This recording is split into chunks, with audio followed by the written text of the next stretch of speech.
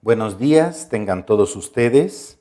Hoy día miércoles 6 de abril del 2022 iniciamos un nuevo mes con este ciclo de sesiones generales del Hospital Regional de Alta Especialidad de Iztapaluca. En esta oportunidad cedemos el foro a los residentes de ginecobstetricia. En este caso, tengo el gusto de presentarles al doctor Ujashiro Gerardo Ishihara Mendoza, quien nos va a hablar de un tema de importancia ginecológica muy grande: hemorragia posparto, tratamiento quirúrgico. Ujashiro, te escuchamos. ¿Qué tal? Buenos días. Como ya comentamos, el tema que vamos a ver hoy en la sesión general es la hemorragia posparto, enfocado principalmente en el tratamiento quirúrgico.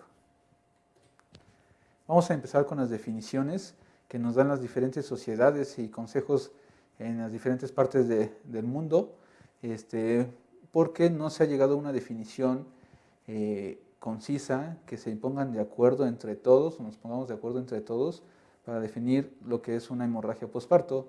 La Federación Internacional de Ginecobstetras nos dice que una hemorragia posparto va a ser un sangrado mayor a 500 mililitros por un parto vía vaginal, y una hemorragia posparto vía cesárea a mayor a 1000 mililitros, o cualquier sangrado que presente la paciente y que dé datos de inestabilidad hemodinámica. ¿Sale? La asociación, corte, voy a regresar al principio. ¿Qué tal? Como ya mencionaron, hoy vamos a ver el tema de hemorragia posparto, enfocado en el tratamiento quirúrgico. Vamos a empezar con la definición. Como definición en general, todos los consejos, las sociedades a nivel mundial, no se ha llegado a una definición concisa para la hemorragia posparto. Entonces, vamos a mencionar cada una de ellas de acuerdo a las diferentes asociaciones. Por ejemplo, la Federación Internacional de Ginecobstetras nos dice que un sangrado mayor a 500 mililitros vía vaginal se va a determinar como una hemorragia posparto. Y un sangrado mayor a 1000 mililitros en una cesárea se va a determinar como una hemorragia posparto, o cualquier sangrado que presente la paciente con datos de inestabilidad hemodinámica. Entonces, eso es lo que menciona la FIGO. La ACOG menciona que un sangrado, que la paciente presenta un sangrado de más de 1000 mililitros, ya sea por un parto vía vaginal o un parto vía cesárea, se va a determinar como una hemorragia posparto.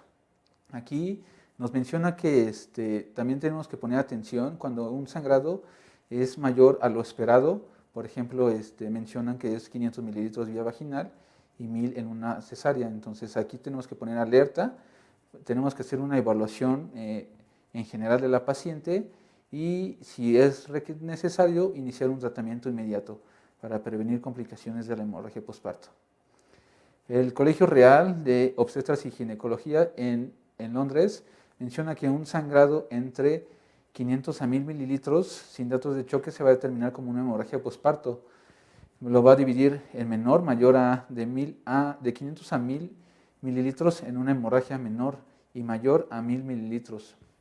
Aquí se puede dividir como moderada en un sangrado de 1000 a 1500, y severa la va a determinar como severa a un sangrado de mayor de 1500 mililitros. Y ya como una hemorragia masiva a una paciente que tenga un sangrado mayor de 2000 mililitros. Es importante. La Sociedad de Obstetras y Ginecólogos de Canadá determina que el sangrado que presenta la paciente tiene un potencial de producir inestabilidad hemodinámica, se va a considerar como una hemorragia posparto.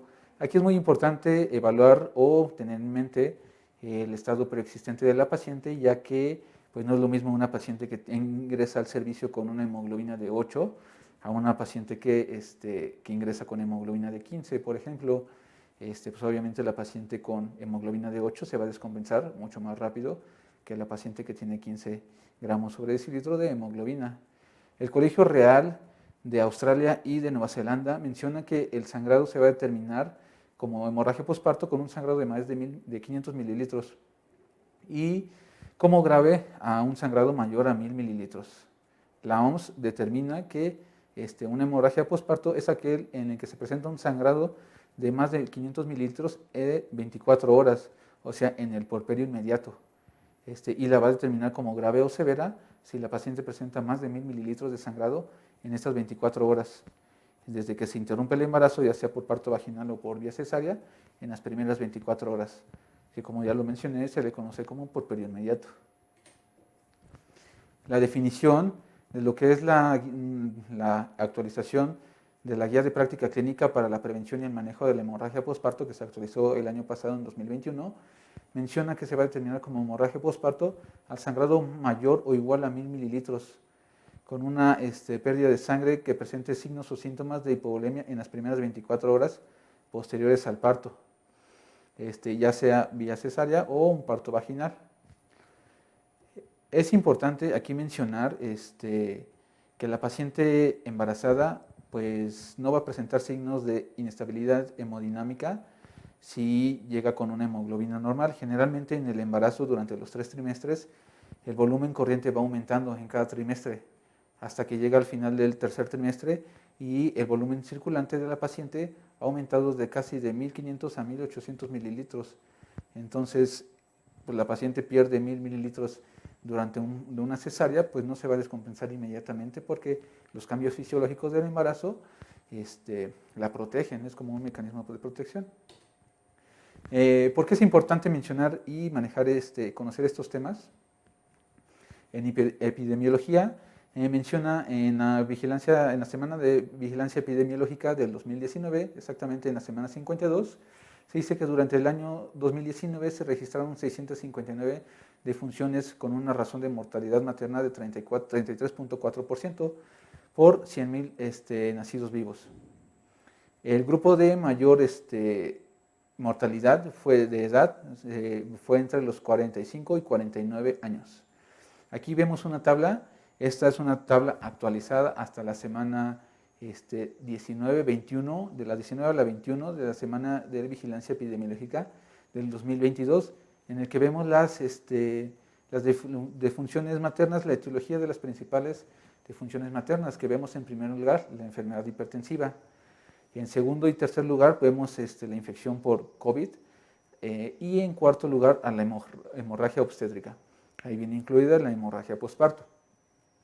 Aquí, si la comparamos con una tabla exactamente de la semana 21 del año pasado, vamos a encontrar que la primera causa de muerte en embarazadas era la infección por virus del COVID. Ahora ya, como ya pues prácticamente la mayoría de la población se ha ido vacunando, pues esta ha ido disminuyendo paulatinamente y recuperando pues, en primera posición a la enfermedad hipertensiva asociada al embarazo. Aquí vemos una gráfica en donde vemos a las 32 entidades de la nación y el número aproximado de muertes maternas. Entonces vemos que en primer lugar está el Estado de México, que ha sido pues, los últimos 10 años el primer lugar en mortalidad materna. Entonces es algo importante conocer para prevenir esta muerte materna. Lo vimos en la sesión anterior en cuanto al manejo y activación del código mater, que la mayor cantidad de código mater que se activa en nuestro hospital es a causa de hemorragias obstétricas. Entonces es muy importante conocer las causas. ¿Cuáles son las causas? Pues se conocen como la etiología de las 4T y es el tono, el tejido, el trauma y la trombina. El tono, pues siempre hay que evaluar el tono porque nos presenta una paciente con los diferentes factores de riesgo, nos puede dar hipotonía uterina o de plano una atonía uterina, que no se contraiga el útero y por eso empieza a sangrar la paciente. No, la contracción es un mecanismo de prevención para las hemorragias. Generalmente, cuando una paciente se atiende su parto, la cesárea, y se extrae la placenta, pues el músculo liso del útero, que es el miometrio, se empieza a contraer. Entonces esa contracción de las diferentes fibras del miometrio, que es músculo liso, pues van a ocluir las arterias que están sangrando, que le daban la irrigación a la placenta, que tenían en la circulación materno-placentaria. Entonces, pues es interesante porque el útero tiene diferentes capas musculares, que unas son longitudinales, otras son transversas y otras vienen entrelazadas. Esa disposición de las fibras musculares le va a dar la protección al momento de la contracción o al momento de extraer la placenta, pues se contrae el útero y se ocluyen las arterias, principalmente las arterias espirales. Y este es en un 70% del tono se va a deber a la hemorragia postparto se va a deber al tono en un 70%. Luego viene el tejido, que principalmente es a la retención de restos placentarios en un 20%, al trauma, por ejemplo, en una episiotomía, que haya desgarros, eso en un 10%, y a la trombina, que son alteraciones en la coagulación, diferentes patologías que van a representar el 1%. Entonces, ¿cuáles van a ser los factores de riesgo para que la paciente pueda presentar una hemorragia posparto? Pues nos habla la guía de práctica clínica que puede ser polidramnios, gestación múltiple, macrosomía fetal. Estos, pues, si los asociamos en uno solo, pues vamos a ver que lo que se conjunta es una sobredistensión del útero. Entonces, si tenemos un útero sobredistendido al momento de extraer a los fetos, ya sea por parto o por cesárea, entonces pues no se van a contraer de forma adecuada estas fibras musculares y se nos va a presentar una hemorragia postparto.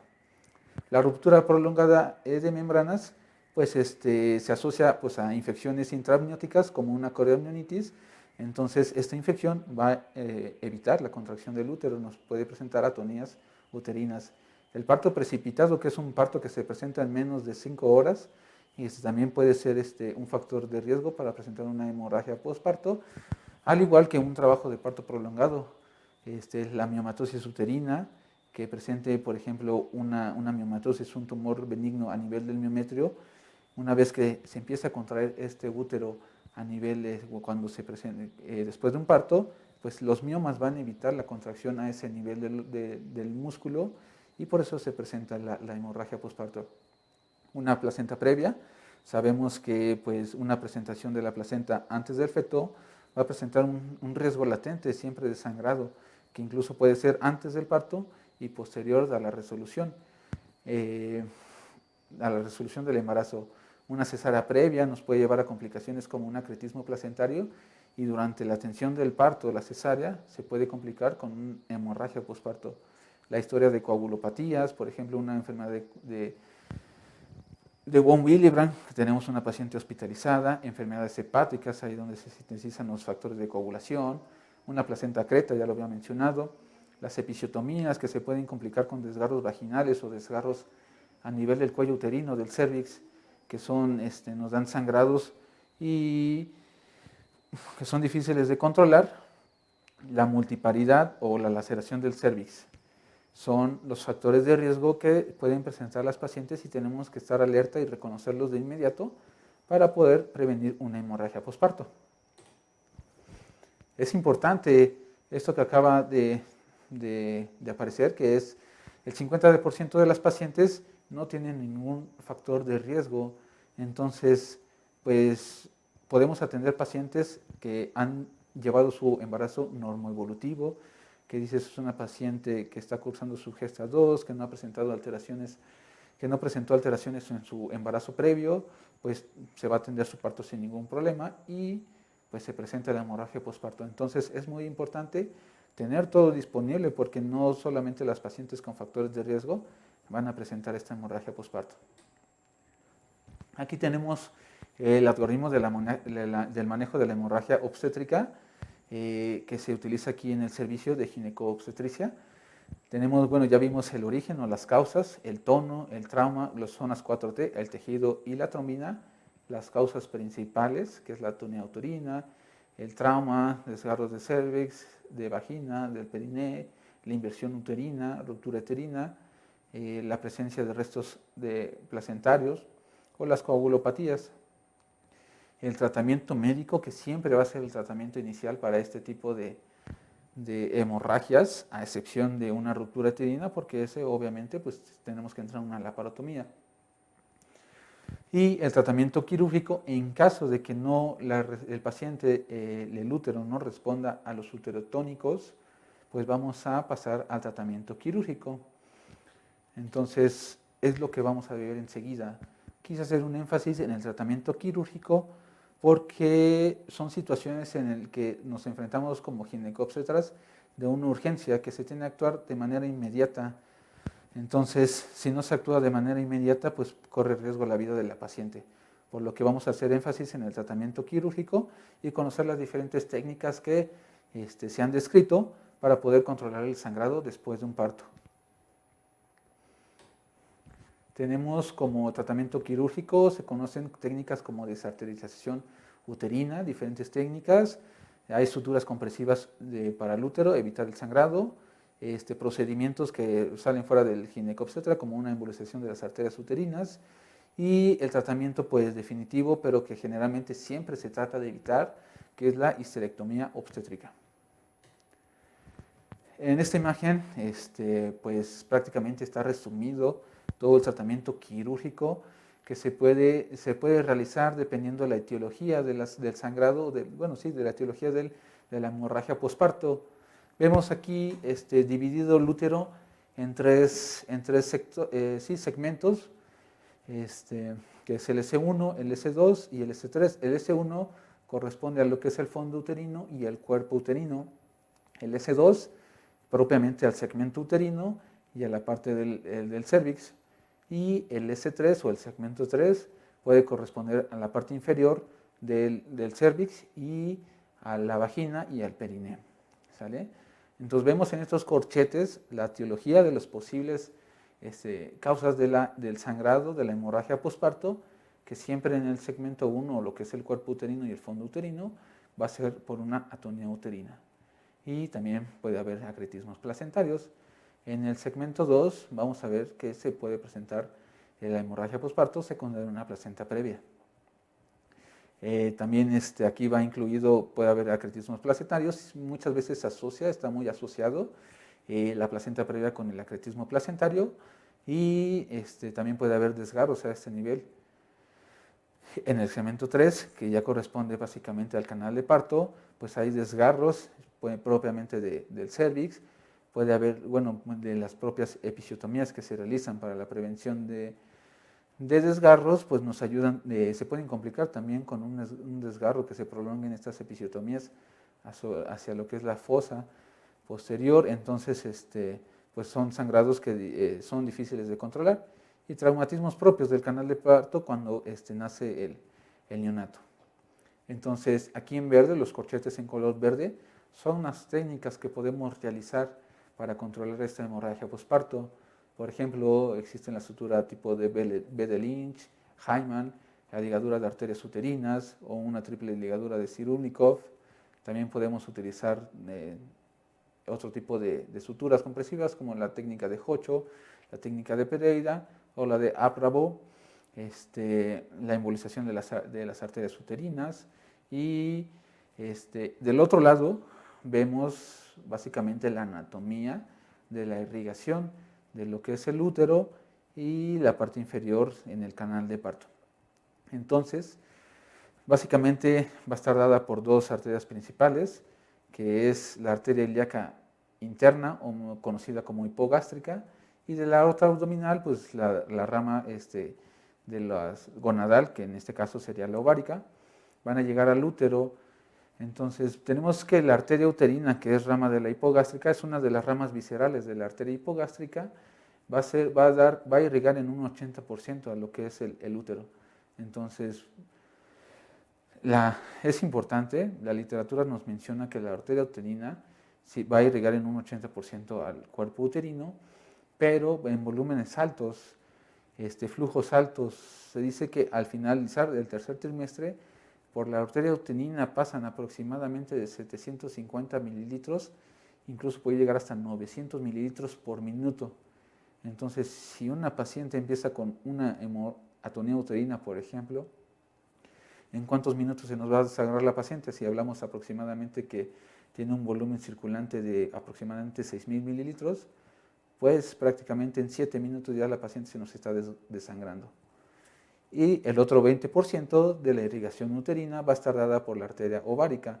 Tiene ramas terminales que van a correr por debajo de la salpinge hasta llegar al cuerno uterino, ahí donde se van a anastomosar con las arterias, las ramas de las arterias uterinas, para complementar la irrigación uterina. Entonces, es importante conocer la anatomía por si nos llega a atender quirúrgicamente a una paciente con hemorragia postparto, saber qué técnicas podemos utilizar y qué vasos vamos a ligar. ¿Sale? Otra arteria importante que también es rama visceral de la arteria hipogástrica es la rama vaginal. La rama vaginal, pues obviamente va a irrigar a lo que es la vagina, pero también se va a anastomosar hacia arriba con ramas de la arteria uterina, que va a dar ramas cervicales, van a irrigar el cervix. Entonces también va a llevar bastante flujo sanguíneo, que en un desgarro cervical, en un desgarro de la vagina, pues nos va a sangrar bastante la paciente. Otra rama importante que es parte de las ramas parietales de la arteria hipogástrica es la pudenda interna. La pudenda interna va a irrigar todo lo que es el periné, el músculo elevador del ano, la región de los labios mayores, parte final de la vagina. Entonces, al momento, tiene una rama terminal que es la rama hemorroidal inferior, que va a irrigar a la parte inferior del recto y a la parte final también de la vagina. Entonces, al momento de hacer una episiotomía o un desgarro que se presente al momento del nacimiento del feto, pues nos puede dar sangrados también a este nivel.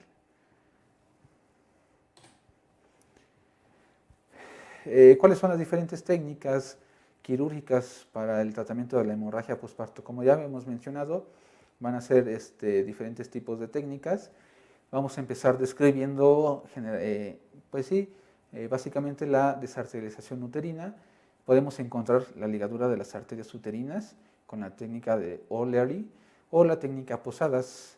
También existe la desarterialización uterina con la técnica de Cyrulnikov o la de Rabot. Y finalmente la ligadura de las arterias hipogástricas, que como ya vimos anteriormente, pues es la rama que va a dar a las ramas terminales, que es la rama uterina, la rama vaginal y la pudenda interna. Entonces, también tenemos otro tipo de suturas, que son las suturas compresivas. Estas básicamente están indicadas para atonías uterinas, principalmente. Tenemos la sutura tipo B de Lynch, la sutura Hyman, la sutura Hocho y otros procedimientos, como ya lo había mencionado previamente también, pues a la embolización de las arterias uterinas. Y como último recurso, pues una histerectomía obstétrica, que generalmente como obstetra es lo que quieres evitar. Vamos a empezar describiendo lo que es la ligadura de las arterias uterinas con la técnica de O'Leary. Esta tiene como objetivo un tratamiento conservador de la hemorragia obstétrica. Está indicado utilizar sutura absorbible, tipo Bricril del número 1, o también podemos utilizar carbut crómico, también del número 1. Se dice que en la literatura se ha descrito que tiene un índice de éxito del 80 al 96% para controlar la hemorragia obstétrica. Entonces, aquí en la imagen podemos ver que aquí en el segmento uterino se realizó una cesárea tipo Kerr, que es de una incisión cóncava. En el segmento uterino, a los lados del segmento uterino, pasa la arteria uterina, ya vimos el esquema, hasta llegar al fondo uterino, sube por las paredes laterales del útero. Entonces, ¿en qué va a consistir la técnica de O'Leary?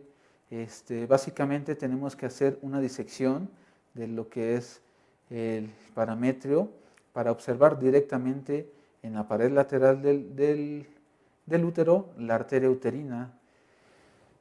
En todas las embarazadas, no me van a dejar mentir, las arterias uterinas son vasos anchos, son de grueso calibre. Entonces, una vez teniendo exteriorizado el útero y disecando la plica vesical y el parametrio de ambos lados, vamos a observar la arteria uterina. Entonces vamos a aplicar con una aguja curva un punto transfictivo. ¿Qué es un punto transfictivo? Que va a atravesar toda la pieza quirúrgica. Entonces va a entrar por la cara anterior del útero pasa, generalmente nos recomiendan 2 centímetros atrás de la arteria uterina, y para salir en la pared posterior, aquí donde hicimos la disección del parametrio del ligamento ancho, que vamos a estar en contacto íntimo con la arteria uterina, aquí por fuera se va a realizar el nudo de la sutura. Esto se hace de forma bilateral para llegar a controlar la arteria el sangrado que nos va a dar la arteria uterina. La otra técnica para la ligadura de las arterias uterinas es la técnica Posadas. En esta también se tiene que realizar bajo visualización directa de los vasos uterinos. Puede ser por 2 centímetros por debajo de la histerotomía, y si en caso de que haya sido realizada una cesárea o si se realizó un parto y llegamos hasta el tratamiento quirúrgico, pues es 2 centímetros por debajo del segmento uterino. Aquí nos recomiendan que sea, la sutura que se recomienda es un micril del número 1, y los pasos para realizar la sutura son estos. Hay que exteriorizar y flexionar el útero hacia la pelvis, hacia la pubis, perdón. Hay que visualizar y palpar el paquete vascular en la cara posterior del útero. Esa es la gran diferencia que tiene con la técnica O'Leary, que el abordaje es posterior. Generalmente nos deja ver con más facilidad al quirúrgico el paquete vascular a nivel uterino. Entonces vamos a identificar el sitio anatómico para el punto de sutura. Vamos a realizar un punto transfectivo. Le digo, vamos a atravesar de un lado a otro el útero con la aguja. Y bueno, ya les había mencionado que se recomienda el micril del número 1. Hay que ligar las arterias. Bueno, la técnica de las arterias de técnica Posadas, aparte de que hay que ligar las arterias uterinas, también nos indica que hay que ligar las partes terminales de las arterias tubáricas, que son rama de la ovárica. Entonces, aquí nos recomienda que sea con catgut del crómico del número 0. Hay que verificar la ausencia de sangrado en los puntos de sutura, porque también el útero está sangrando por todas partes y al momento de dar punto de sutura, pues nos va a sangrar. Y obviamente hay que corroborar el éxito del procedimiento con una inspección a nivel vaginal, que ya no tenga sangrado la paciente, porque aquí si es una paciente que se atendió de un parto vaginal, que no respondió al tratamiento médico y que se llegó hasta la laparotomía para realizar técnicas quirúrgicas, que en este caso sería como tratamiento conservador, hay que verificar que ya no esté sangrando vía vaginal, porque al momento de estar realizando la cirugía, pues estamos en el campo quirúrgico, solamente estamos viendo el útero, la pelvis de la paciente, y la parte vaginal pues la están cubriendo los campos quirúrgicos y no podemos observar el sangrado transvaginal que puede estar presentando. De esta manera tenemos que checar si efectivamente el útero ha dejado de sangrar a través de un tacto o una exploración vaginal. Vemos aquí las imágenes de la técnica Posadas. En esta imagen vemos el útero ya exteriorizado. Se menciona que hay que luxar el útero hacia la región del pubis, o hay que realizar una flexión uterina. Esto para ver la cara posterior del útero. Esta imagen nos deja ver claramente lo que son las arterias uterinas que pasan por la pared lateral del útero y que tenemos que ligarlas para que nos alivie el sangrado. Entonces aquí hay un esquemita de lo que es pues básicamente las estructuras en un corte transversal a nivel del cérvix. Vemos cómo pasan por aquí el paquete vasculonervioso uterino, que es la vena, el nervio y la arteria. Entonces se da un punto transfictivo de la pared posterior hacia adelante, y generalmente siempre tenemos que regresar por una porción avascular de lo que es el ligamento ancho.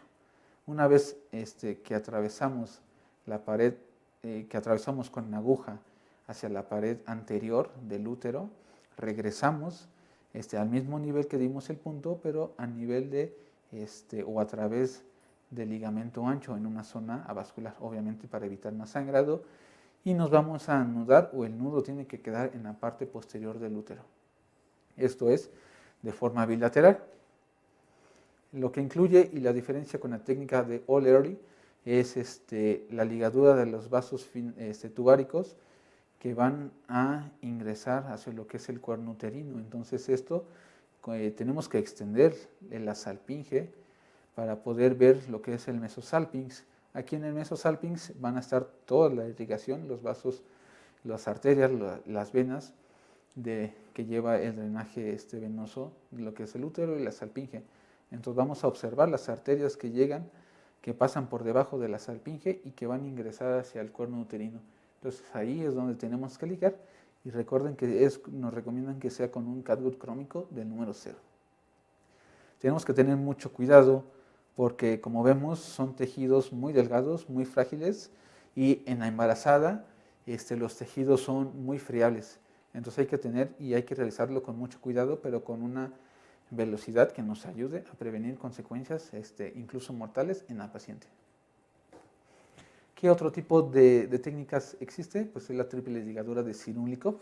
Como su nombre lo dice, triple va a incluir la ligadura de toda la irrigación del útero, que va a incluir principalmente las arterias uterinas, las arterias ováricas y las arterias de Samson, que, como vemos aquí en el esquema, viene a través del ligamento redondo. Entonces, son esas tres arterias las que se ligan. Generalmente la ligadura de las arterias uterinas nos apoyamos con la técnica de posadas o ingresamos un abordaje posterior, vemos el paquete vascular en la cara posterior del útero y regresamos por la zona vascular del ligamento ancho y nos anudamos en la parte posterior de la cara del útero. En la cara posterior del útero, perdón. Las arterias ováricas, al igual que en la técnica posadas, pues se ligan las ramas terminales que van a ingresar hacia el cuerno uterino para así evitar su irrigación. Y las arterias de Samson, generalmente aquí se da igualmente un punto transfictivo en el tercio medio del ligamento ancho para evitar que la irrigación que da la arteria de Samson pues continúe.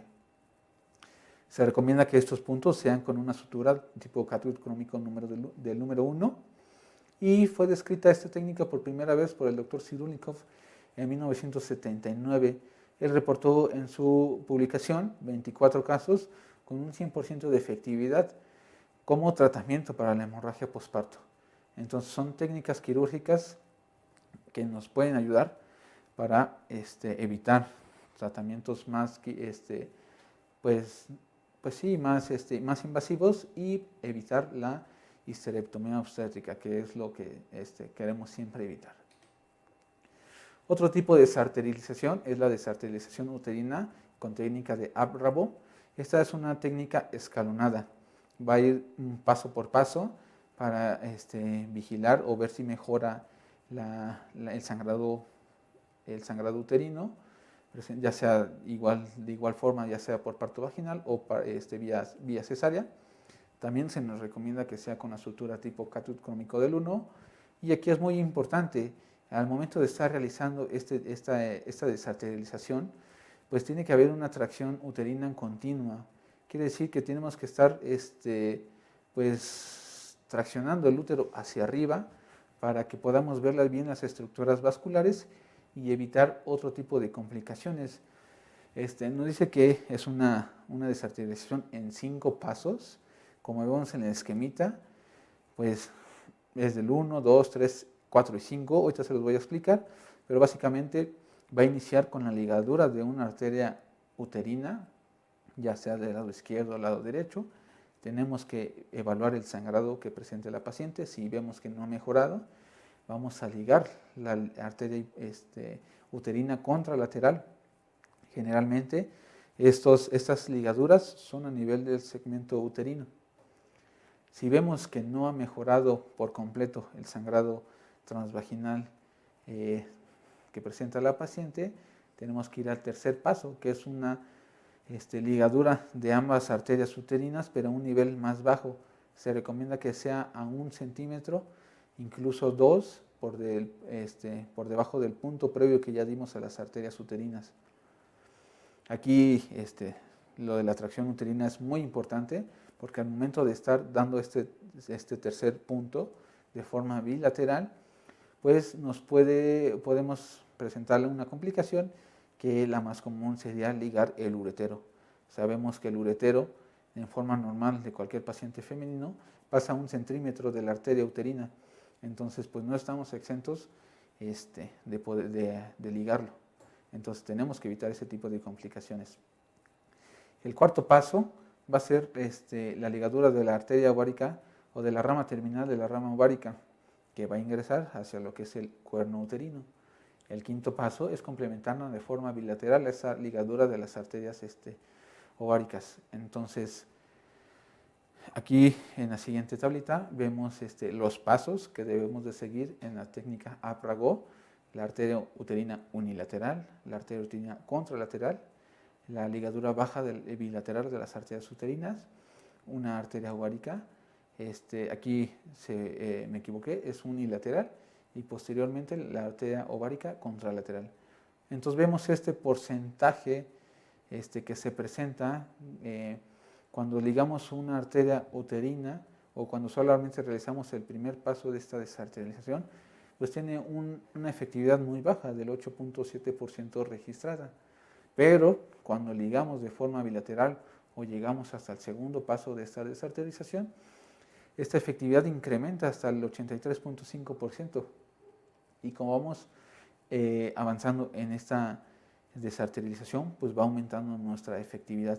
Si ligamos de manera baja las arterias uterinas, incrementan un 87.4%, la efectividad. Si ligamos una arteria ovárica, va a aumentar a 94.2%, y se reporta que si ligamos ya la arteria ovárica contralateral, que es el quinto paso, pues prácticamente estaríamos registrando una efectividad del 100% para controlar el sangrado uterino.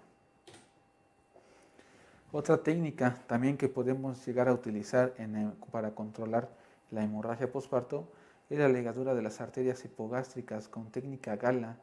Menciona la literatura que es una técnica que lleva 16 pasos y que no solamente se utiliza en obstetricia, sino también se utiliza o está indicada en procedimientos ginecológicos, incluso oncológicos, gineco-oncólogos. ¿Para qué?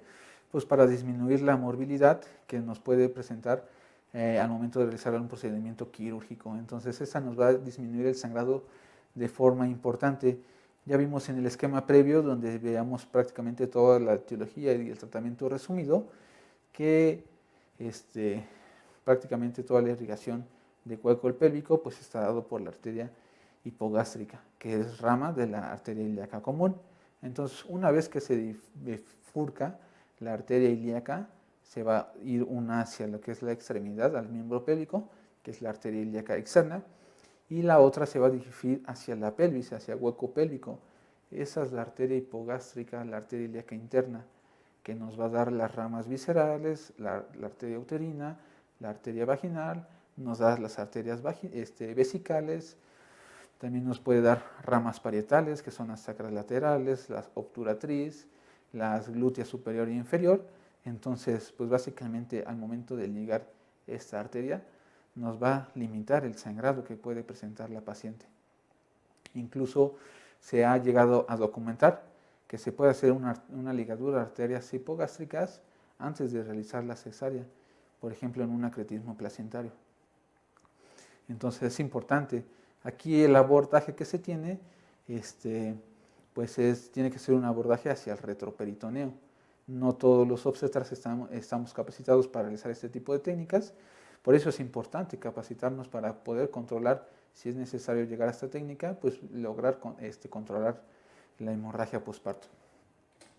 Aquí vemos unas imágenes en donde ya se realizó prácticamente la disección. Inicialmente, pues tenemos que localizar, la técnica nos menciona que hay que ser muy sistemáticos, hay que iniciar o identificar ya sea la arteria el lado izquierdo o el lado derecho. Entonces, si vamos a ligar el lado izquierdo, tenemos que localizar el promontorio hacia 4 centímetros hacia el lateral. Ahí debe de ubicarse la bifurcación de la arteria ilíaca. Entonces vamos a tomar el retroperitoneo con pinzas de Alice y le vamos a hacer una incisión para empezar a disecar el tejido el tejido conjuntivo y así poder localizar la bifurcación de la arteria ilíaca común en la ilíaca externa y la ilíaca interna. Aquí vemos que ya tiene una sutura prácticamente tomada la arteria hipogástrica. Lo que se recomienda que sea con seda del número 1. La sutura tiene que ser seda del número 1. Hay quienes realizan un solo nudo en la arteria hipogástrica, hay quienes realizan 2 nudos en la arteria hipogástrica, ya sea un nudo solamente a nivel media de la arteria hipogástrica, o uno de forma proximal y uno de forma distal. Siempre es importante realizarlo 1 centímetro por debajo de la bifurcación, porque en esta se puede localizar la primera rama, que es la glútea superior, y si la ligamos, pues se puede presentar una necrosis del glúteo. En general, pues sí, las técnicas que menciona de las arterias, de la ligadura de las arterias, dicen pues solamente hay que seguir los pasos, pero pues si gustaran acompañarnos en lo que es un código mate de una hemorragia obstétrica y que la paciente se tiene que iniciar una laparotomía para iniciar manejo quirúrgico, pues van a ver que no es una situación fácil, tenemos que actuar muy rápido. La paciente ya vimos que tiene un volumen circulante y que pasa por las arterias uterinas, pues es un flujo muy aumentado al final del embarazo. Entonces son situaciones en las que tenemos que actuar muy rápido y para pues mejorar el pronóstico de la paciente. Otro tipo de suturas de las que podemos echar mano y manejar la hemorragia posparto es la sutura compresiva tipo B de Lynch.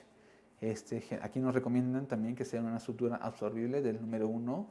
Aquí pues podemos utilizar catgut crómico del 1, bicril del 1, monocril del número 1, que son suturas sintéticas pero absorbibles, que también nos van a ayudar perfectamente para contraer el útero. Se dice que para realizar la sutura tipo de Lynch, que generalmente siempre se utiliza posterior a una otonía que presenta una cesárea, va a ser con la histerotomía abierta. Nunca vamos a cerrar el útero previamente si vamos a realizar una sutura tipo de Lynch. El útero tiene que estar totalmente exteriorizado y aquí también nos tiene que echar la mano el ayudante porque hay que traccionarlo para poner los puntos de manera adecuada y la sutura sea funcional. Entonces, está indicada, como ya vimos, en lo que es la atonía uterina y el acretismo placentario. Fue descrito por primera vez por el doctor Christopher Lynch en 1997. En su publicación publicó 5 casos, en los cuales de los 5, pues obviamente el 100% se atendió correctamente la hemorragia posparto y a la paciente pues tuvo un buen pronóstico. ¿Cómo vamos a aplicar o cómo se va a realizar esta técnica quirúrgica? Como ya habíamos mencionado y como vemos aquí en los esquemas, la histerotomía tiene que estar abierta.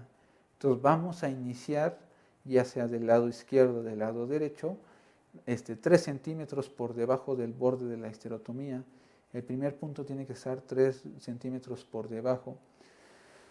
Posteriormente va a salir el punto a nivel de 3 a 4 centímetros por arriba en el borde superior de la histerotomía. Vamos a darle la vuelta completamente a lo que es el cuerpo uterino, vamos a dirigirnos hacia el fondo uterino y vamos a ir en la cara posterior. En la cara posterior, como lo vemos en esta otra imagen, vamos a llegar a lo que es la inserción del ligamento uterosacro. Aquí vamos a delimitar bien el ligamento uterosacro. Vamos a dar otro punto transfictivo. Aquí es necesario, nos menciona la literatura, que la sutura tiene que ingresar a la cavidad uterina y posteriormente salir del lado contralateral. Una vez teniendo ya dado este punto, vamos a regresar hacia el fondo uterino y regresa la sutura hacia la cara anterior del útero. Ingresamos a nivel de 4 o 3 centímetros por arriba de la histerotomía y vamos a salir 3 centímetros por debajo de la histerotomía. Una vez esto, vamos a anudarnos, el ayudante tiene que hacer compresión con las manos, tiene que comprimir el útero, de manera que logremos comprimir las arterias que están sangrando en la cavidad uterina. Nos anudamos, nos podemos echar la mano con una pinza de Kelly para pinzar los nudos y no se aflojen, es muy importante. Y posteriormente, pues con la técnica, solamente vamos a cerrar en un plano la histerotomía. Generalmente en una cesárea convencional se cierra en 3 planos la histerotomía. Aquí dice la técnica que solamente se cierra en un plano la histerotomía. Otro tipo de sutura compresiva que podemos utilizar es la sutura de Hyman. Esta exclusivamente se puede utilizar cuando se presenta una hemorragia posparto vía vaginal, en el que el tratamiento médico no funcionó. Entonces hacemos la laparotomía y vemos el útero atónico. Entonces ahí es cuando podemos utilizar una sutura de Hyman. Tiene mucho parecido con la sutura tipo de Bell de Lynch, y una gran diferencia pues es que la de tipo de Bell de Lynch se utiliza cuando se realiza una cesárea. En este caso es el parto vía vaginal y bueno, sabemos que se utiliza una sutura absorbible, también puede ser catut crómico del 1, bicril del 1. Aquí es importante, debemos de disponer, generalmente la técnica nos recomienda disponer de una aguja recta. Y es importante la disección de la plica vesicouterina, porque los puntos que debemos de aplicar son a nivel del segmento uterino. Entonces muchas veces la plica vesicouterina está a este nivel y se puede llegar a lesionar la vejiga. Entonces se dan puntos transfictivos, se dan un par de puntos transfictivos a nivel del cuerpo uterino para comprimir el cuerpo uterino, y se dan 2 puntos transfictivos a nivel del segmento para comprimir la musculatura del segmento uterino y así mejorar la hemorragia postparto. Aquí tenemos otros esquemas y una imagen representativa de lo que es la sutura Hyman. Aquí vemos que los nudos de la sutura tienen que quedar a nivel del fondo uterino. Entonces ingresamos a nivel del segmento uterino. Aquí no nos recomiendan si tiene que ser un abordaje posterior o anterior del útero.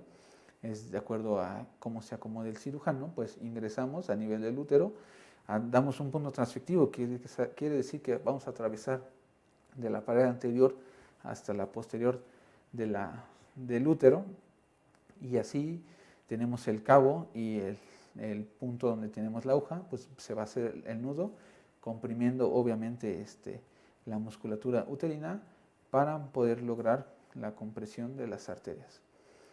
Y a nivel del segmento uterino, los puntos que se aplican son de manera transversal. También tenemos que atravesar toda la musculatura uterina de la pared anterior hacia la pared posterior. Regresamos en el mismo nivel y nos anudamos. Nos menciona que son 2 puntos para comprimir el cuerpo uterino y 2 puntos para el segmento uterino. Otra técnica, que es la técnica de Hocho, es una sutura compresiva que también se puede utilizar ya sea para un parto, para una hemorragia posparto vía vaginal o para una hemorragia postcesárea. Entonces nos menciona que no requiere de histerotomía. Aquí también nos recomienda, y aquí sí yo lo considero sumamente necesario, la aguja recta, y la sutura que nos recomiendan es una sutura tipo catut crómico del 1. Al igual que la sutura de Hyman, se van a utilizar un par de suturas para el cuerpo uterino y 2 suturas para el para el segmento uterino. La gran diferencia es que aquí las suturas van a tener forma, o los puntos van a tener forma de cuadrados. Son puntos transfictivos, generalmente todo lo que se liga a nivel obstétrico son puntos transfictivos. Entonces, ya sea en la parte superior del cuerpo uterino, ingresamos, damos la vuelta por la pared, ya sea aquí posterior del útero, ingresa la aguja y llega hacia la cara anterior, ingresamos aproximadamente nos recomiendan de 1 a 2 centímetros, otra vez damos un punto transfictivo, salimos a la cara posterior e ingresamos por la cara posterior hacia la cara anterior. Entonces tenemos nuestro cabo suelto aquí. Aquí tenemos el punto con la sutura. Entonces nos vamos a anudar aquí en esta parte. Vamos a repetir el mismo procedimiento en la parte contralateral para poner dos puntos compresivos a nivel de lo que es el cuerpo uterino, y se va a realizar lo mismo pero a nivel del segmento uterino, y así es como vamos a poder lograr la compresión de los vasos que están sangrando a nivel de la cavidad uterina. Aquí vemos los puntos o la técnica. Se describe que ingresamos en la pared, aquí es la pared anterior, salimos hacia la parte posterior, ingresamos a la parte anterior y otra vez nos vamos hacia abajo 1 o 2 centímetros, ingresamos y llegamos a la pared posterior, regresamos a la parte anterior y nos anudamos en la parte donde empezamos nuestro nudo. Al igual en el segmento uterino, es básicamente arriba y abajo.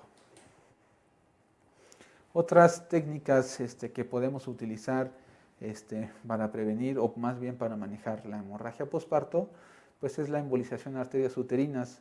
Esto no lo vamos a realizar nosotros como ginecobstetras, sino ya pasada por parte del servicio de cardiología intervencionista o de imagen intervencionista. Se dice que se utilizan materiales absorbibles a largo plazo para que pues, nos dé un adecuado manejo en la hemorragia posparto. Aquí en nuestro hospital hemos utilizado 2 veces recientemente esta técnica en 2 pacientes con diagnóstico confirmado de acretismo placentario, incluso que es el grado más severo, que es percretismo placentario. Se realizó la cesárea, se realizaron las cesáreas a las pacientes, se dejó la placenta in situ, se utilizó la técnica de Rodríguez-Bosch, que es la administración de metrotexate a nivel del cordón umbilical. Posteriormente de la administración del metrotexate, en conjunto con el servicio de imagen intervencionista, se embolizaron ambas pacientes en sus 2 arterias uterinas y posteriormente pasaron a histerectomía programadas a las pacientes, y actualmente pues cursan sin ninguna complicación las pacientes. Entonces sería bueno platicar sobre estos 2 casos para que los conozcan más a fondo. Y esta es una galería sobre la histerectomía obstétrica, que es el manejo que siempre se quiere evitar por un obstetra, porque conlleva una comorbilidad, incluso mortalidad para la paciente mucho mayor. De hecho, me parece que estas fotos son de una paciente con que se manejó, no es cierto, me equivoco. Esta paciente se le realizó una histerectomía obstétrica al momento del nacimiento del neonato. Entonces, aquí vemos, se trataba de un caso de acretismo placentario, vemos el cuerpo uterino, cómo está aumentado de tamaño, obviamente porque todavía contiene al feto dentro, y en esta parte que teóricamente debería ser el segmento uterino, pues lo vemos como más dilatado, vemos aquí una estructura, vemos vasos sanguíneos anchos, muy dilatados, que se le conoce como cabeza de medusa, y es lo que pues queremos evitar que se nos presente en alguna paciente. Entonces tenía datos francos de un acretismo placentario. Se intentó realizar también a esta paciente una técnica de Rodríguez-Bosch, dejar la placenta in situ una vez extraído el feto, aplicar el metrotexate y dejar la placenta in situ y posteriormente programar para una histerectomía, pero la paciente no dejó de sangrar, entonces se realizó la histerectomía. Aquí vemos la pieza quirúrgica, el cuello uterino, aquí donde estaba, donde estaba implantada la placenta, y bueno, aquí las ligaduras de los anexos, donde estaba la salpinge, donde estaba el ligamento redondo, y vemos aquí, por ejemplo, aquí alcanzamos a ver un vaso muy dilatado, que si se hubiera llegado a cortar, pues obviamente la paciente hubiera sangrado todavía más. Aquí vemos 2 imágenes de una paciente a la que se le realizó la sutura compresiva tipo B de Lynch, en el que pues, se logró contener la hemorragia. Aquí vemos la sutura que está comprimiendo, tratando de comprimir lo que es el cuerpo uterino. Y esas son otras dos piezas quirúrgicas que en las dos pacientes se les tuvo que realizar la histerectomía obstétrica. Aquí vemos el cuerpo uterino con pues sí, unas manchas como violáceas. Eso generalmente es una infiltración de la sangre que está en la cavidad uterina que infiltra hacia el miometrio. Esto se puede presentar, por ejemplo, en pacientes con desprendimiento de placenta normoinserta que empiezan con sangrado, se les forma un hematoma retroperitoneal y la sangre empieza a infiltrar hacia lo que es el miometrio, entonces se forma lo que se conoce como útero de Cavalier. Entonces cuando se realiza la cesárea, también el útero tiene el riesgo de no contraerse por la sangre que tiene infiltrada y por el mismo proceso patológico. Entonces aquí se le realizó una histerectomía, vemos aquí el anexo parece que es el izquierdo, y aquí vemos otro útero que está todavía como más flácido a comparación de lo vemos flácido, aumentado de su tamaño y pues con todo lo que conlleva que es el cervix, el cuello uterino, el segmento y el fondo uterino. Esta es una imagen que pues básicamente sí nos da un poco de terror encontrar a las pacientes al momento de realizar una cesárea, se conoce como cabeza de medusa, que es la presencia de vasos sanguíneos dilatados que prácticamente están en la serosa del cuerpo, del útero, y que no son datos que nos dan de un acretismo placentario, incluso de un percretismo placentario. Y aquí esta es una pieza quirúrgica de una de nuestras pacientes que se manejó con la embolización de las arterias uterinas. Una paciente que se llegó su embarazo a término, ya teníamos el diagnóstico de la placenta previa, de acretismo placentario, se realizó la cesárea, que fue una incisión fúndica, no la podemos observar en estas imágenes, se realizó una cesárea fúndica, se extrajo al feto, se le administró metrotexate a nivel del cordón umbilical, se hizo la histerorrafia, se cerró y la paciente se mantuvo en vigilancia con ayuda y con colaboración del servicio de imagen intervencionista. Se embolizaron las arterias uterinas de forma bilateral y posterior se programó para la histerectomía obstétrica. Aquí en esta imagen que vemos todavía que no está seccionado el útero, y aquí el cuello cervical, el cervix, aquí está el cordón umbilical. Entonces se decidió hacer un corte transversal hacia lo que es longitudinal, al útero, y vemos los restos de la placenta. Incluso tenía aquí un mioma en la paciente. Entonces fueron muchos factores de riesgo para que esta paciente se nos complicara. Pero actualmente la paciente está como si nada. Nos da mucho gusto porque es una paciente que pues, estuvo mucho tiempo con nosotros y que actualmente la vemos y parece una paciente que no hubiera estado hospitalizada por bastante tiempo. Aquí tenemos el algoritmo que tenemos en el servicio para el manejo de la placenta percreta como adicional al tema de hemorragia posparto. Este fue adaptado por el doctor Tito, que es jefe de servicio de gineco-obstetricia. Vemos cuando hacemos el diagnóstico de placenta percreta, ya sea un diagnóstico preoperatorio o un diagnóstico intraoperatorio, vamos a ver si hay disección vesical. Entonces todo esto depende si hay lesión o no de la vejiga, porque sí tenemos que ayudarnos del servicio de urología para la colocación de catéteres J, que actualmente en nuestro protocolo si nos llega una paciente con datos de acretismo placentario, se interconsulta el servicio de urología para cuando se está programando su resolución del embarazo, se le coloquen previamente al procedimiento los catéteres J. Se realiza una incisión corporal porque siempre está asociado una placenta percreta con una placenta previa. Entonces tenemos que dejar la placenta in situ, vamos a cerrar el útero en un plano, vamos a realizar una desarterialización uterina con una ligadura y podemos adicionar o no la ligadura de las arterias hipogástricas, una embolización de las arterias uterinas y pues nos dice que aquí si existe una disección vesical, pues realicemos una histerectomía. En su caso que no haya lesión vesical y que todo esté íntegro, podemos administrar lo que es una dosis de metrotexate.